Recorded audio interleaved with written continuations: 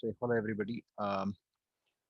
So today I'm just going to try to see if anybody who hasn't yet finished the project, if they are ready with their project, they can quickly present it in the first maybe 5-10 minutes, and then we'll move on.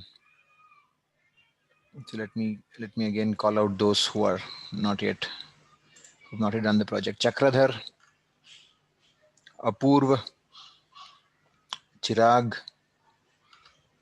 Harsha,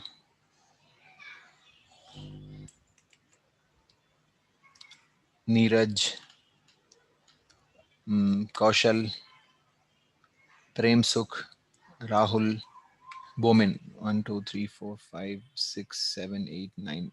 It's almost 9 out of a class of 24, I think, haven't done this project. So I don't know what's going on. But yeah. Neeraj, Yes, sir. yeah, have you completed the project? Any progress? Sorry, sir. No. Okay, all right. Any particular reason?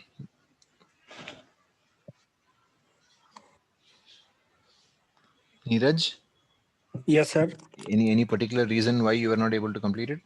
You needed help or something? No, sir. Actually, the internet services. Okay, no, I understand that you are in Rajasthan and there's some problem there with the internet and so on. Yeah, but were you able to download the data? No, sir. Okay, okay. Well, okay, there's not much we can do about that. All right. See, but the issue is, okay, I mean, this is not about you, Neeraj, but in general, there's about 1, 2, 3, 3 people who haven't done any of the projects. So I'm a little bit concerned about that. Okay, so quite a few of them haven't, you know, completed any one of the projects, and I think even the surprise quizzes, quite a few of them have not attempted even a single surprise quiz. So I just want to make sure they don't end up on the wrong side of the uh, in the final evaluation. Anyway, so we can't help that. Okay, so what I'll do is I'll just I'll share my screen and we'll get started. So today uh, I received a request from a few students about this Muskingum method. Right, so if you remember correctly, we derived this Muskingum method. This is the equation that we derived. S equal to k times xi plus 1 minus x times q. This is the expression for the storage in the hydrologic routing when we did it for the channel, right? So here k has units of time, and x is a kind of a dimensionless number or just a coefficient that tells you the extent of the storage in the wedge. Okay, so these two parameters k and x are typically unknown in a channel reach. Okay, so when we did try to solve this, let me go to the next slide. Yeah, so we wrote this big equation equating s of s at time step j and s at time step j plus 1. Then we did the usual thing that we do, sj plus 1 minus sj. We rearranged terms, and then we compared it to our original equation, sj plus 1 minus sj. And doing this, we were able to reduce the equation to the 4 unknowns, sorry, 1 unknown and the 3 knowns, right? So I had 4 terms in this equation, q j plus 1, which is the discharge at the outlet of the reach at time step j plus 1. And on the right hand side, I have 3 known terms, ij plus 1, ij, and qj, all of which are known with their coefficients c1, c2, and c3, right?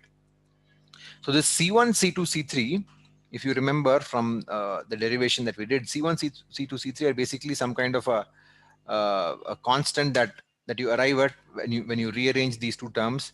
You get this kind of a messy system of equations which tells you what the values for c1, c2, c3 are. They are constants, right? For any given channel reach, delta t is fixed, k is fixed and x is fixed. So you can compute these numbers. They don't change as a function of time. And you are able to compute these C1, C2, C3 along with the condition that C1 plus C2 plus C3 equal to 1. So in case you make a mistake over here, you can always check if the summation of the three terms comes to 1. And if they do, then you can proceed with your computation. And you're able to find out qj plus 1, right? Given qj, ij, and ij plus 1. Right? But this is only if you already know k and x. Okay. So then the question is, what happens if I don't know k and x and I want to estimate it? Okay. So there's an explanation given in the textbook. I think some of the students tried to understand it on their own, but they were not able to. I didn't feel it was particularly important, but since some students asked, I said, okay, let's try to explain this in the class. Okay, we'll explain it with the help of an example. Instead of looking at it abstract, we will solve a problem which will allow us to understand how to estimate k and x for a given channel reach. Okay, so let's read the problem statement. The following inflow and outflow hydrographs were observed in a river reach. When I say river reach, means a certain length of the river. Okay, if I take, let us say, 1 kilometer stretch of the river, the inflow coming into that 1 kilometer stretch is given here, and the outflow going out at the other end of the reach, at the other end of the stretch of 1 kilometer or whatever is given. Okay, as a function of time. So I have time, inflow cubic meters per second, and outflow cubic meters per second. Okay, then the question is, estimate the values of k and x applicable to this reach for use in the Muskingum equation. Okay, so that is the problem statement. So now we need to be able to use whatever information we have available with us and try to find out what k and x are as given in this equation, right? So this is the equation that holds good for the storage within the channel reach in the form of both the prism storage and the wedge storage. Okay, so this equation combines both prism and wedge storage. Okay, so let's first write the simple equation first. Delta S by delta T equal to I1 plus I2 by 2 minus Q1 plus Q2 by 2. Okay, so this is our, this, if you remember, is our equation that looks like this: ds by dt equal to I of t minus q of t, right? So now I'm writing it in this form. Instead of writing it as a differential equation, I'm writing it as a difference equation, right? So then when I rearrange terms, actually this dt can go to the other side, right? I can take this dt over to the other side. ds equal to this entire thing, I1 plus I2 by 2 minus q1 plus q2 by 2, the whole thing multiplied by delta t. Okay, so that's all I've done over here. I've just converted this differential equation into this kind of a algebraic equation, you can say, right? So that's what I have over here. All right, and also remember that the storage itself is given by this equation in which k and x are unknowns, right? You want to try to solve for k and x, assuming that you know this delta s, since you know I and q. Okay, so the approach we are going to take, I'll explain it as we move along. So just so I'm just going to rearrange this information that's provided. So let us see. I have here the same information as the previous slide: time, inflow I in cubic meters per second, outflow q in cubic meters per second. Okay, then I'm taking I minus q. Why am I doing I minus q? Because here you see I have, this is I plus I1 plus I2, and then over here I have q1 plus q2. Okay, so then, so that I'm going to exploit this fact and try to use that to estimate this delta s in that previous equation. Okay, so here I have I and q as a function of time. Then I compute I minus q. It's simple: 5 minus 5, 0, 20 minus 6, 14, 50 minus 12, 50, 38, and so on. Okay, so this is I minus q. No issues so far. Naturally, when I have you know, So for example, if I have I like this and Q like this, if I do I minus Q, some terms will be positive, some terms will be negative, right? Because as long as we are in this time area, I is greater than Q. Beyond this time, Q becomes greater than I. So therefore, I minus Q will give you a net negative number. Okay, so there's nothing to worry. You see a net negative number, no issues. Okay, all right.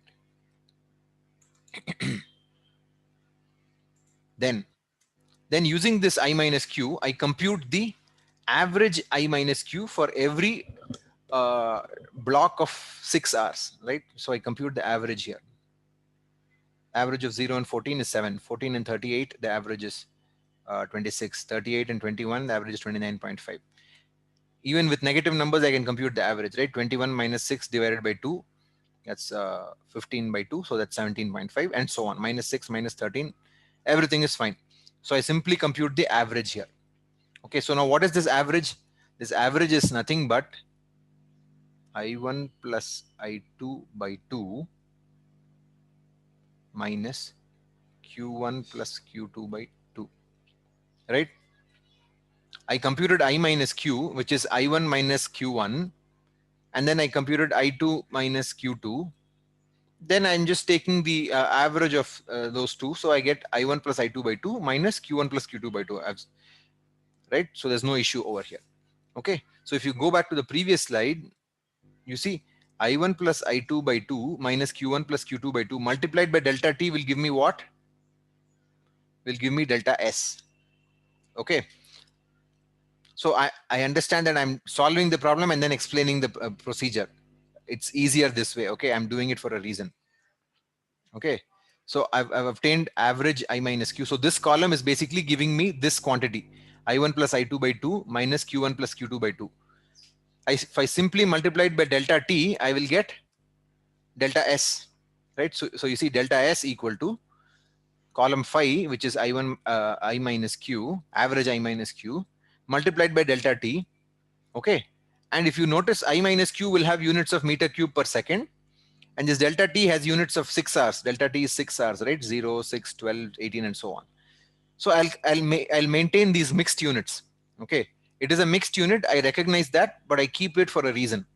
Okay, so I'm now computing delta S as a function of time, right? So in the first 6 hours, the delta S is 42. The second 6 hours, the delta S is 156, and so on, right?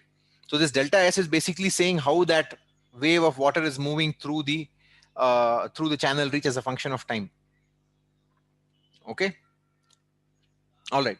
So I have got delta S over here in column number 6, which is in mixed units of meter cube per second times hour. Okay, then I compute S. What is the S? Storage at time t equal to 0 will be 0, because both inflow and outflow are the same. So storage at time t equal to 0 is 0. Then in the next 6 hours, I have a storage of 42, which is simply 0 plus 42. Next one is 42 plus 156, then 198 plus 177, then 375 plus 45, then 420 minus 57, and so on, right? So this is the column of S. This is the actual change in storage as a function of time as it happens through the entire channel reach, right? You can think of it very simply like this, right? I have inflow coming in at a certain rate, right? And then in the next time step, I look at the compare my inflow versus outflow. If my outflow is more than my inflow, the net change in storage is negative, right? So you see this column, you will have positives and negatives. If it's positive, implies that more inflow has coming as compared to outflow has gone out. Look at the first two time steps. Inflow coming in 5 plus 5, inflow coming in is 5, outflow going out is 5, no problem. Then in the second time step, inflow coming in is 20, but outflow going out is only 6, which means net there must be an increase in storage within the channel reach, right? Originally 5 was coming in, 5 was going out, so no change in storage. Then 20 is coming in and only 6 is going out, which means there must be some storage within the channel, right? So how much is that storage? That is what this number is, 42. right? I mean, the delta is over here, then this one gives you the total storage as a function of time. Okay, so now I have computed the storage using I1 and I2, right? This column number 7 that I have over here is simply giving me the storage as a function of I1 and I2. All right. So now let's just go back to that equation. What was the equation? S equal to K times Xi plus 1 minus X times Q. Okay. I and Q are both known here. If only you knew K and X, you could simply solve this equation and obtain the value of S. But what have you done? You have simply used the other the other equation, the original equation that we had here, which is this one. And since both I1 and I2 are known, you have simply solved this equation and got your value of S. Okay. But now you can compare it to this S equal to Kxi plus 1 minus X times Q, and we'll see if we can do something here. Now the problem here is that in this equation that I've written over here, there are two unknowns. I is known, Q is known, no problem. But both K and X are unknowns. Okay. So maybe we can try something. We will assume different values of X. Okay. We can assume different values of X and try to compute what this S will be. Or rather, I will say we can, if I put in a value of, if I put in some assumed value of X in here, I can compute what S by K will be. S by K will be equal to Xi plus 1 minus X times Q. If I assume some value of X, correct?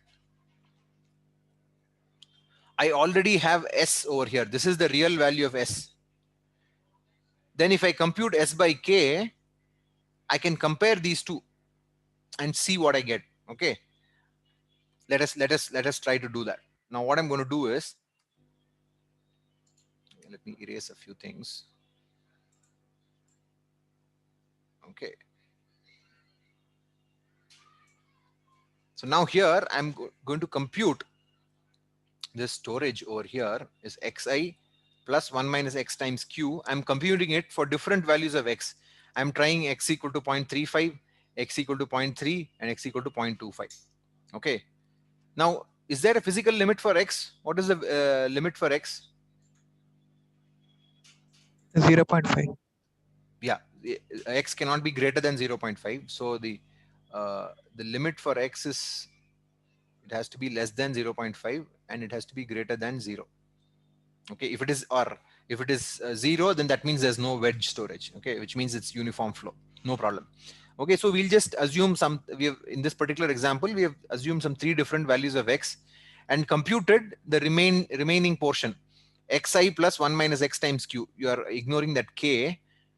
And so basically what we have computed over here is S by K,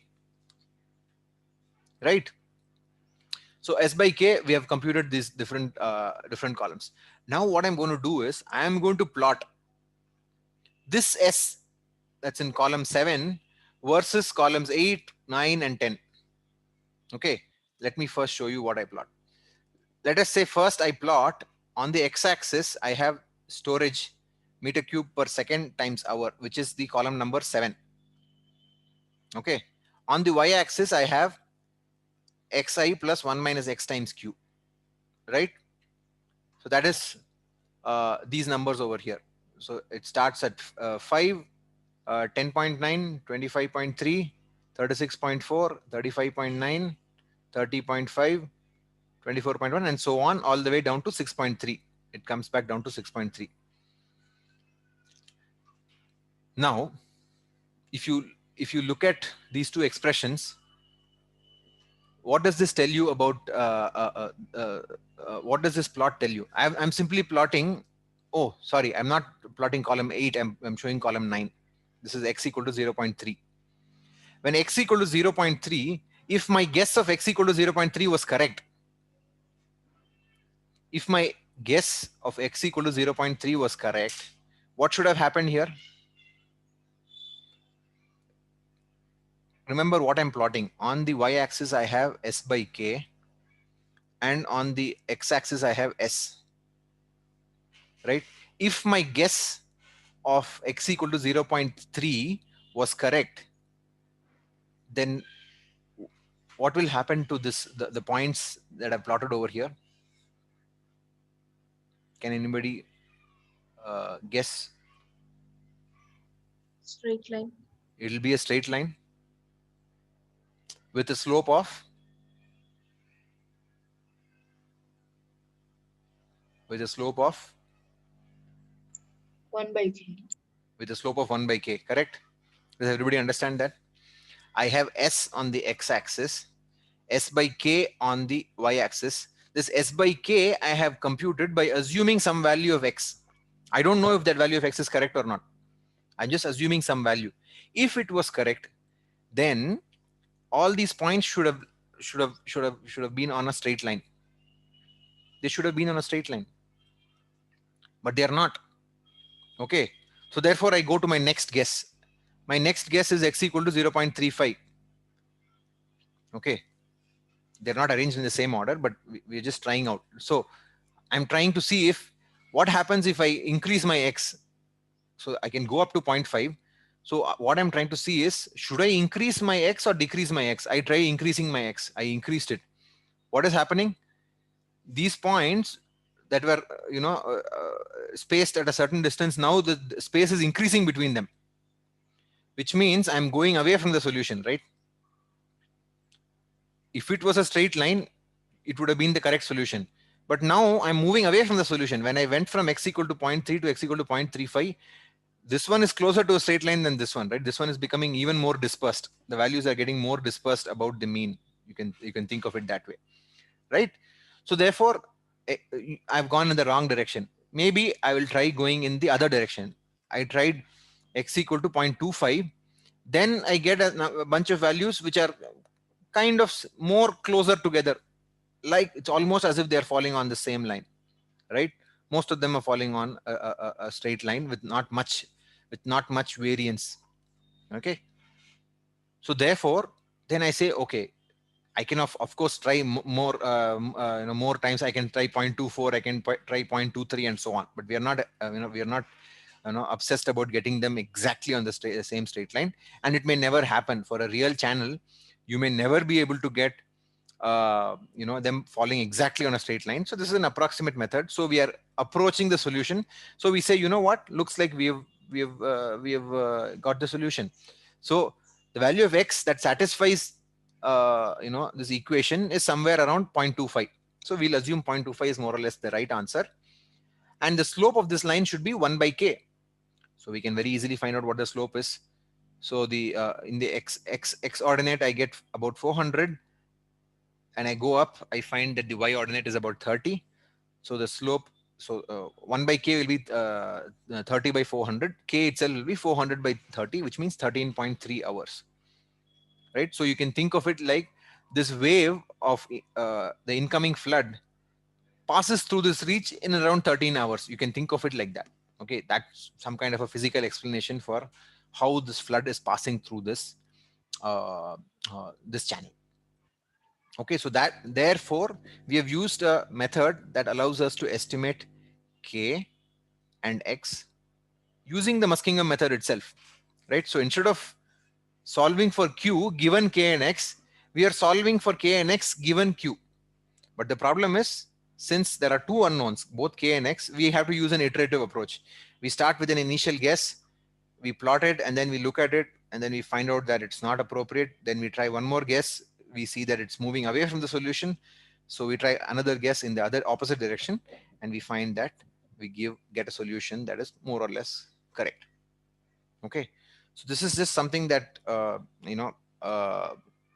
you could use this technique to estimate your value of k and x if you know the inflow and outflow for a given channel reach. Okay, any questions on this?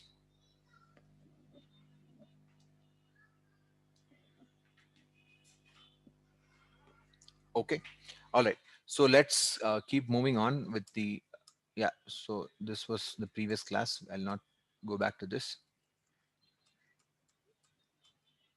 We spoke about risk and reliability and all this. Okay, and we even solved the problem, and we looked at flood management. I've shared some notes on all of this, so you can please go to the Google Classroom and read up these notes. Okay, it's fairly simple stuff. Okay, you can just casual reading, and I think you should be able to understand what the philosophy of this is. Okay, now we'll speak about one little other topic that I wanted to touch on before we get to climate change. As I said, I would talk about that. So far we've been talking about flow rate, IEQ, and so on, right? So that in flow rate we know it is some value, for example, and the outflow discharge we know what it is, and so on. But we haven't really discussed about how you would measure the discharge if you had a channel running uh, nearby. So incidentally, this morning I had visited the permanent campus. We were looking at, there are two big lakes that are going to be constructed in the next few months. Okay, so these lakes will essentially store the runoff that is produced within our campus, and the lakes have been designed in such a way that they can store water. If the lake gets filled completely, then there will be enough water to supply the entire campus for about 3 months or so. Okay, so the lakes will have enough water to supply 3 months worth of uh, uh, mm, uh, you know uh, water supply. All right, so then, there's going to be inflow coming into these lakes through channels and so on. So if you wanted to measure the discharge in a channel, how would you do it? Right? Suppose you want to measure the discharge in an open channel. What techniques do you already know to do it? Okay, let us first take the simple case. Okay, let us say I have a channel that I know the cross section width. I know the I know the cross section details. Okay, I know what the side slopes are, I know what the bed width is, and so on. If I know all this, okay, can I estimate the flow rate in the channel? Anything that you have learned in your previous semester that would help us?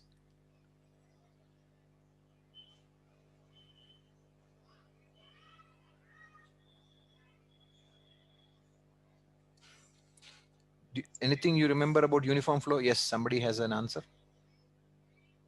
If we know the height, we can. If you know the height, we can what? Let's say I know the depth of flow y. How do I estimate what the flow rate is? Long ago, you might have read about Manning's equation. Anybody remembers this Manning's equation, which gives me velocity? What is it? 1 by n Uh-huh. r to the power 2 1 by by 3. 2, 2 No, by 2 by 3, 3. s to the power It's 1 by not 2. per half. What is this R? Weighted, that a by p, hydraulic Weighted diameter.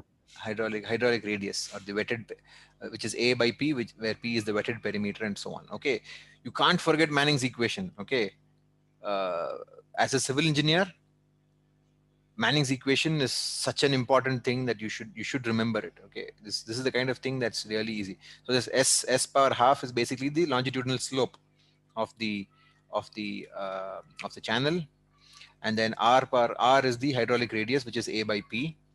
Okay, so, and if you know the material of the cross section, okay, if you know the material of this cross section, then you know what the roughness coefficient is, Manning's roughness coefficient. You can put that in, and you will obtain velocity. Of course, this is assuming that the flow is uniform.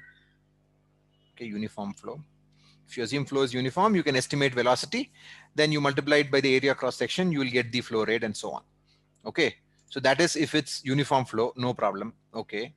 Um, any other methods that we learned in the previous semester of measuring discharge?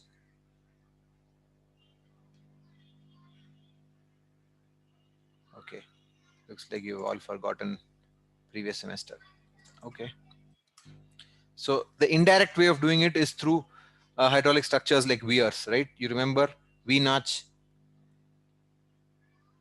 right? You construct an obstruction in the channel, right, which is called a weir, and then the water level comes up to here, and then the water flows over the weir.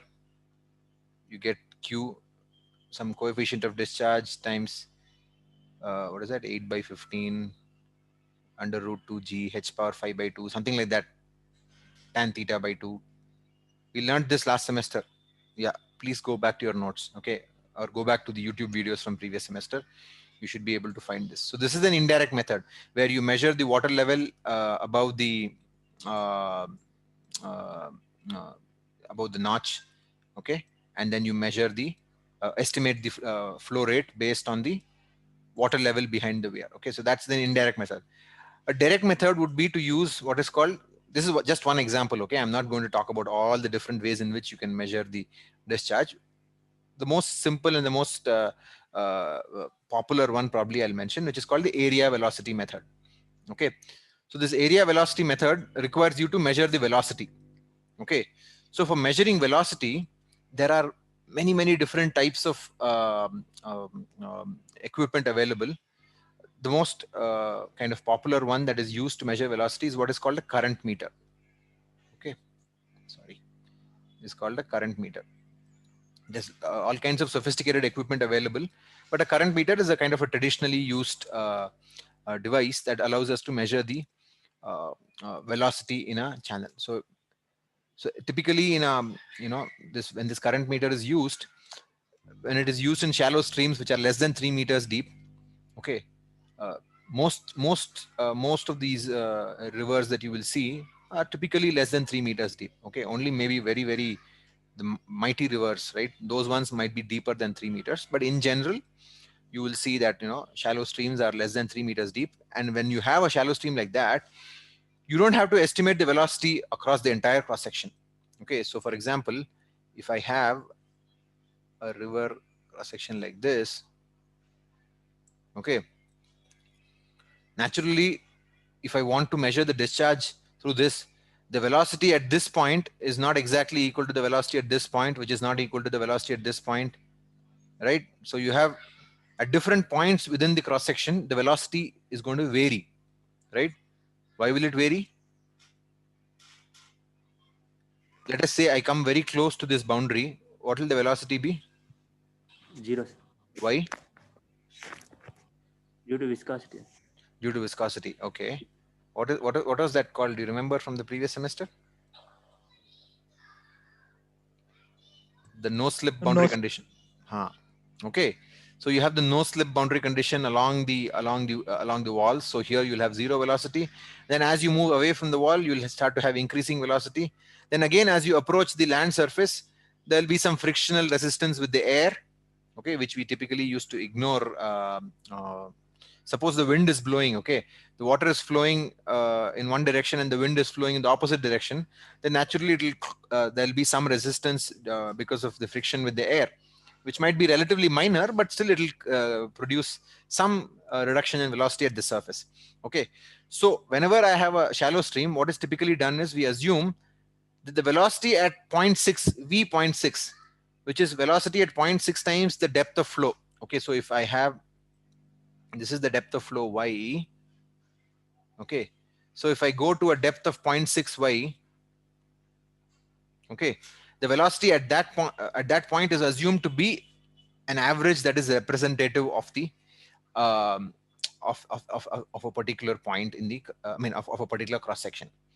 Okay, so that is what we typically do. We go at a depth of 0.6 v of 0.6, and that is supposed to be representative of the average velocity at that depth.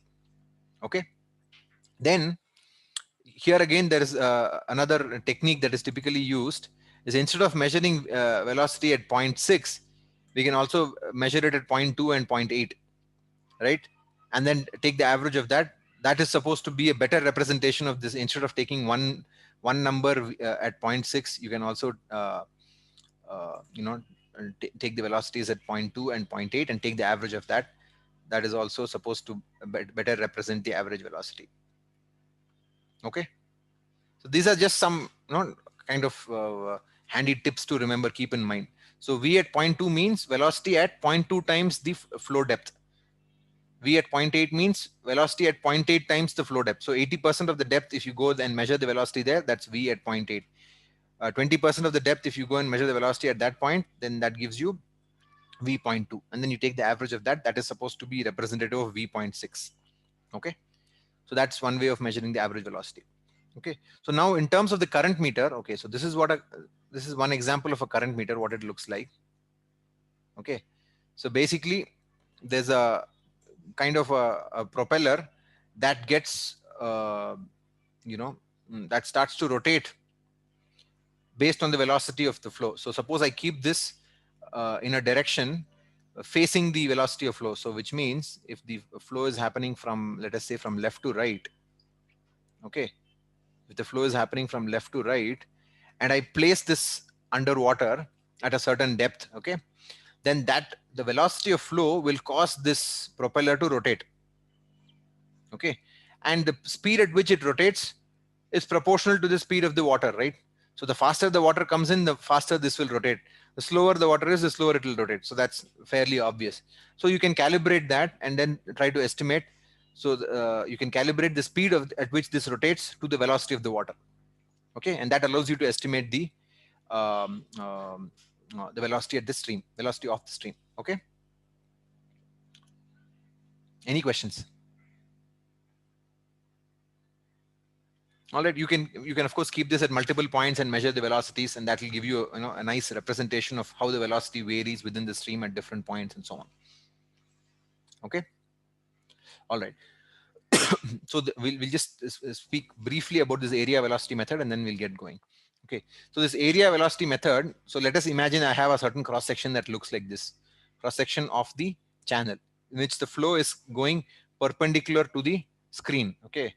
The flow is either going into the stream or coming out of the screen, right? Whatever it may be. So then I measure at different points. So here I measure, let us say, I measure depths y1, y2, y3, and so on up to yn minus 1. I measure the depths and I measure the velocities at each of these cross sections. Okay. Now, whenever I have these cross sections, you'll notice I see two dots. What are these two dots? Any guesses? V2, V.2 Yeah. and V.2 and V.8. Right. So wherever I have sufficient depth, okay, here the depth is relatively shallow, so I only measure 1 point.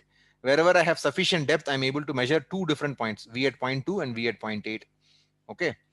So you know how to compute the average from that. Okay. Now the question is, let us say I get an average velocity at some cross section. Let us look at the shaded area. Okay. This is cross section I, where I've measured the flow depth equal to yi. Okay. And the velocity I've measured it to be vi. Okay. So now what will the discharge be in this cross section? That is health stable. Wizard sense a musket snow. I think it's too early. That's P Yeah. 7. Yeah. We're actually 7-0. Right. Raza, you've got something else, YouTube playing in the background, I guess. If you can please pause that, and if you have a question, you can please unmute yourself and ask it.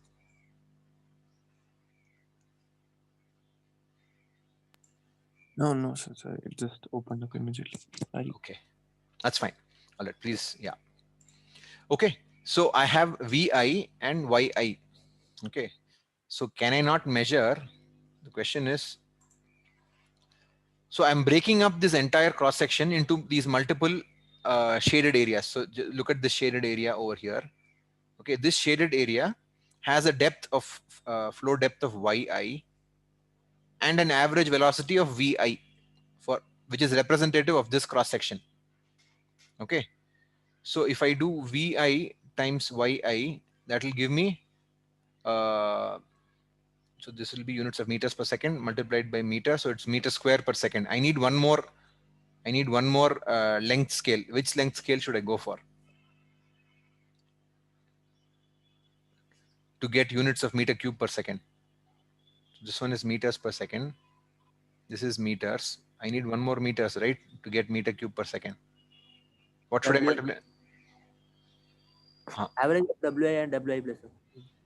Everybody agrees, right? What is this W? Let us look at what W is. So if I measure at this point, I measure at this point, I measure at this point, and so on, I assume that every measurement is representative of an area around it. Okay, so I have some area around this.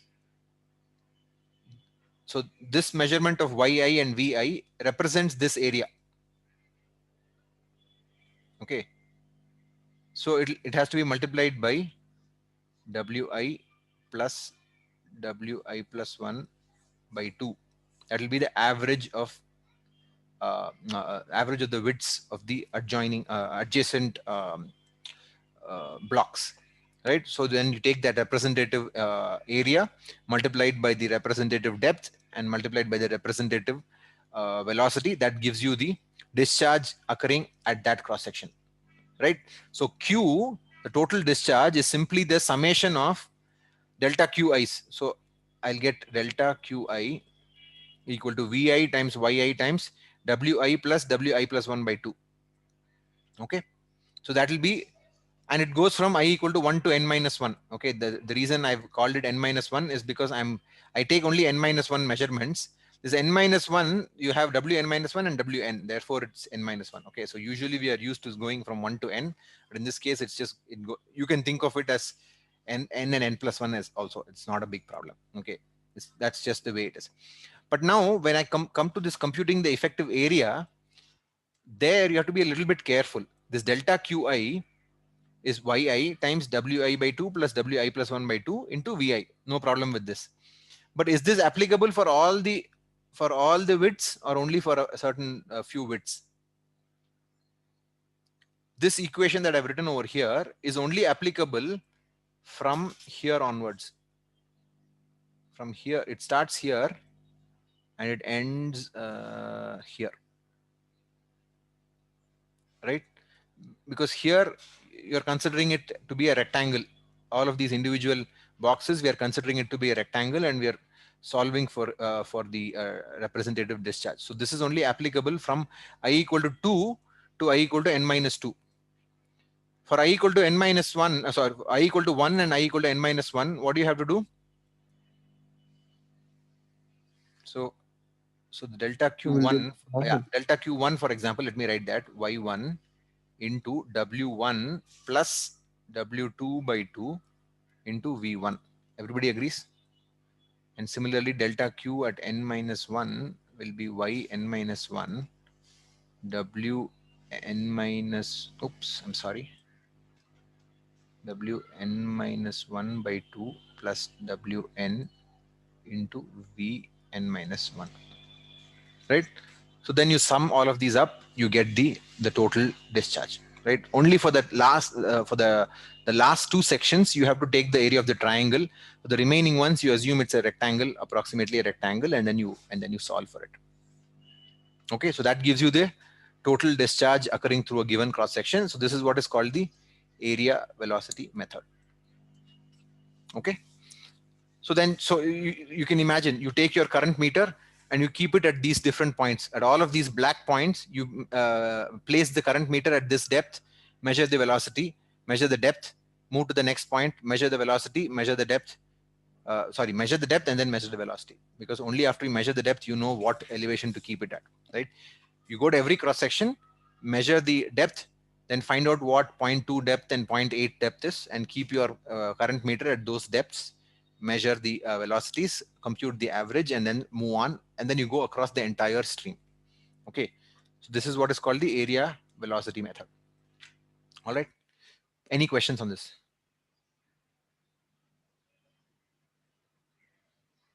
Okay.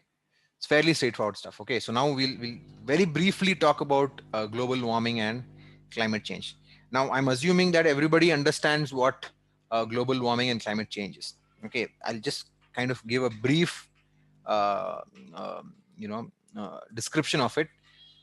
So this is global warming or climate change. You can say that it is caused by the increased presence of greenhouse gases in the atmosphere. Okay. So now this greenhouse gases, typically we use the short form GHG. GHG is the short form used for it. Okay.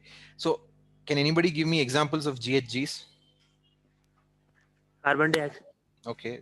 The Sulfur. Sulfur what? SO2.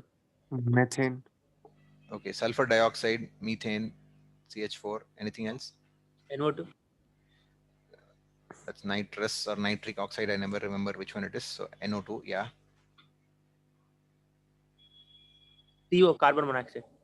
Okay, carbon monoxide. I don't know how effective as a greenhouse gas it is, but yeah. CFCs. CFCs, Like chlorofluorocarbons. Okay, so you guys know quite a bit of this. One thing that you guys are missing,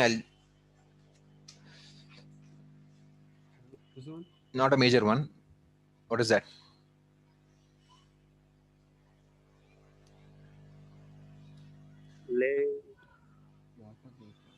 Okay, water vapor is also uh, a greenhouse gas in that sense. So the idea of behind these greenhouse gases is that, you know, they trap the radiation that is reflected off the Earth's surface, and they retain that radiation within the in the atmosphere. So therefore, the atmosphere gets warmer and so on. Okay, so let's not worry about the physics of it. We just understand that these gases that are present in the atmosphere are causing the solar radiation to get trapped within the Earth's atmosphere. If these gases were not present, then the radiation would have just reflected back and gone out of the atmosphere. But now, because of the presence of these gases, it's getting trapped within the atmosphere, which is leading to a rise in temperature. Okay, and then yeah, so that's the implication. So the presence of these gases itself is not a problem. The problem is that these gases trap the radiation, and therefore it's a problem, which rises the temperature and so on, right? And most of these gases and all are predominantly coming from man-made causes, right? Industrialization and so on, right? But when I say predominantly, does that mean there are any natural causes that cause carbon dioxide, for example, to come to the atmosphere? Any natural causes? I don't have a whole lot of time, so I will not be able to wait for you to answer. So I'll answer it myself. So there's also volcanic eruptions, right? There's also, what are they called? See, Forest fires. forest fires. There's also, okay, let's be adults and talk about it normally. Now cows and all of these animals that chew on cud and so on, they emit a lot of methane gas. Okay, you know how it is done. Okay, so I'll not explain that. So now a lot of this is also happening because of industrial level, animal farming, right? So lots of animals are being are grown simply because they are a source of meat and other things, right? So now when you grow so many animals on such a large scale, then all of them are eating and all of them are emitting their gases, and that's also causing a lot of methane and carbon dioxide and so on, right? So therefore, of course, that's also man-made cause. But even otherwise, all the animals that are living on the planet are all, emitters. So therefore, that's also a cause. That's a natural cause. All right. So then, now the impacts of this.